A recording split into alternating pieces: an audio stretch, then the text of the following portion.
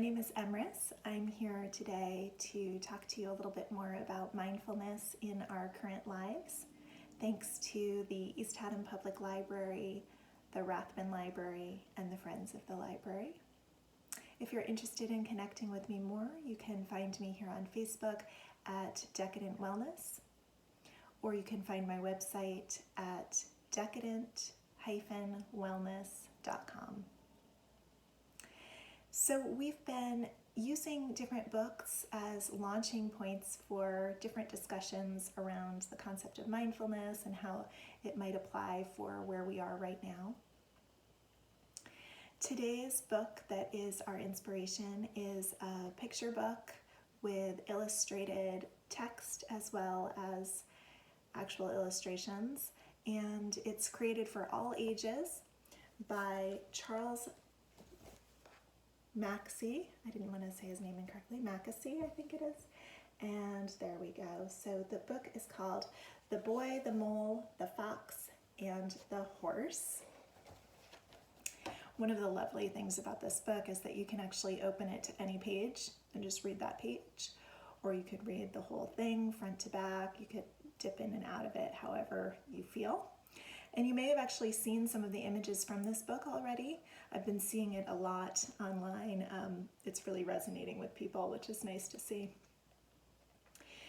So I chose this book for this chat because to me, even though it does not claim to be a book about loving kindness, which can be a focus for a meditation practice, it really shows in each page that it's a book about loving kindness. And it really shows how we relate with ourselves and how we can be there for each other with compassion. There's a lot of present moment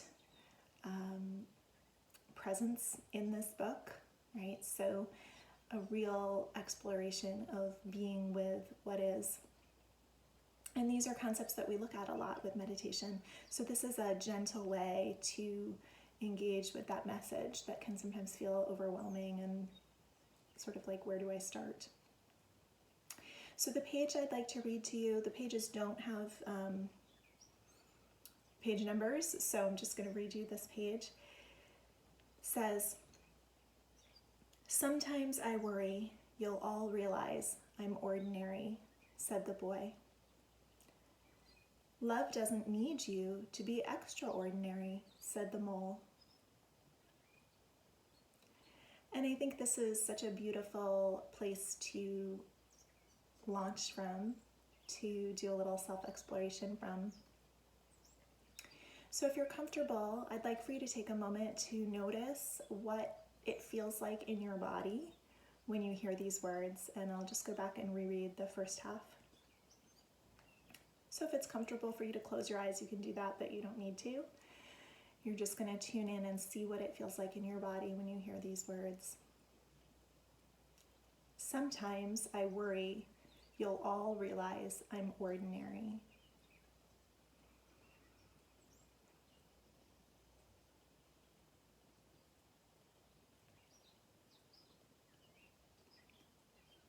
So part of what meditation practice offers us an opportunity to do is to be with how we are right in that moment. And often in life, we're trying to get things done or get through the day or get to the next thing, and we might not give how we feel in each specific moment all of our attention because it's not practical. So we can do an exercise like this where we take a moment to actually feel how we feel in that exact moment, how something makes us feel right in a moment. And the tendency of the human mind is to pile on, to judge and have opinions and try to change, and all these other things start happening on top of what we might see we're actually feeling. So if that happened for you, just know that that is being human and very normal. And we're going to try to build that muscle a little bit of just being with what is. So I'm going to read these words again, and this time, if you'd like, you can notice how it feels in your body, and then also just notice if there's anything that's coming through your mind that is not how it feels in your body. Notice that as being a separate thing, right? Like an additional layer. So when you're ready, you can close your eyes if you like, but you don't have to. Sometimes I worry you'll all realize I'm ordinary.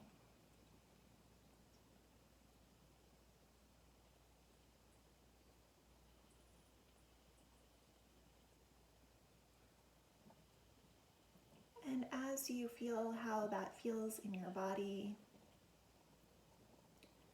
please notice if there's a part of you that is feeling kind, feeling compassion, empathy, gentleness, loving.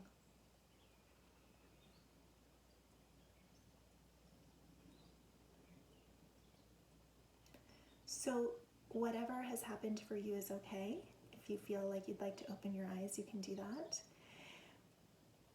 But this is part of how we can start to cultivate presence. How do I feel right now?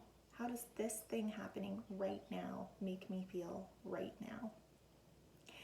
And then also we can start to notice, am I reacting to how I feel? Am I judging, editing, etc.? And thirdly, we can start to notice that element I asked you about. Is there a kindness here? Is there a loving presence here with what is?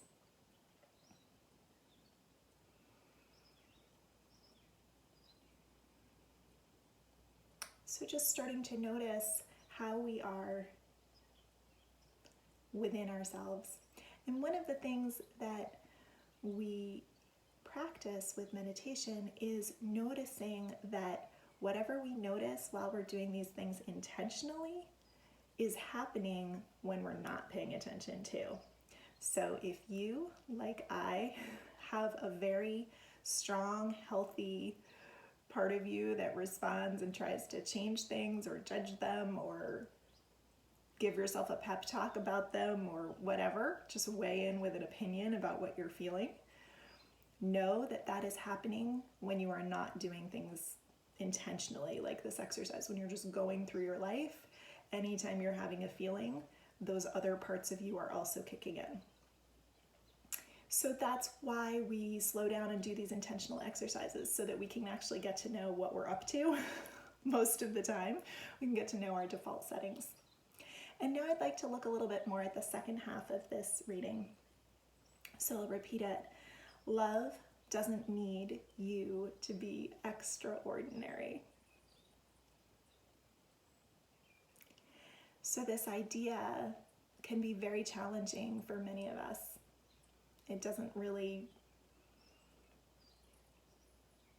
flow from what our culture tends to portray to us, right? There's a lot of conditioning about a lot of things, whether it's the type of job we have, how we do in school, how we connect socially with people, all sorts of different things, conditions that we are taught and surrounded by for what makes us lovable.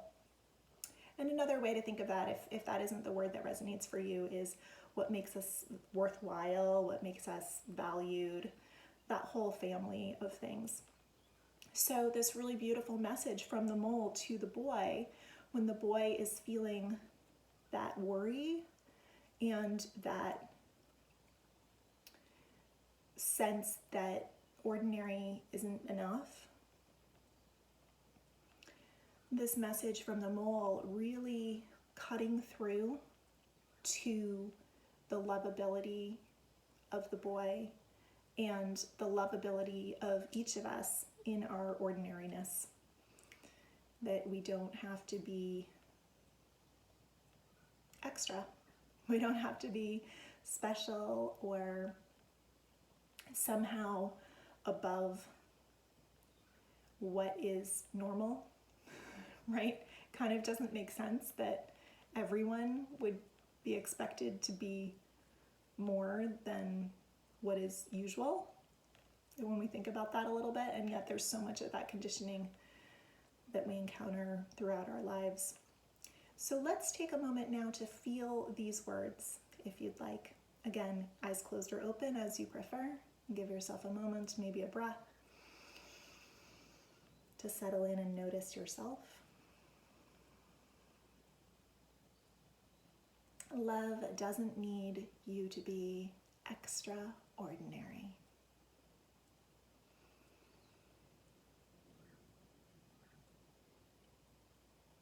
And just noticing how that feels in your body. You might feel something relax somewhere. You might feel something tense up somewhere. You might notice your jaw or your belly, your upper back, your chest. Just noticing what and where you notice. Now I'll read it again. Love doesn't need you to be extraordinary.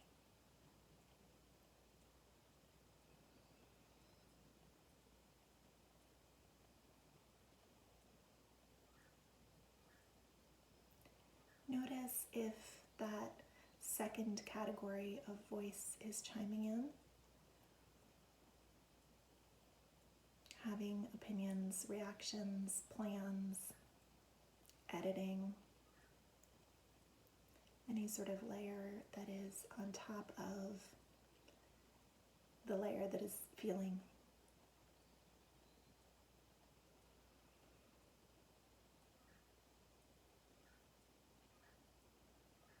And then notice if there is any kindness, loving presence, gentleness with yourself.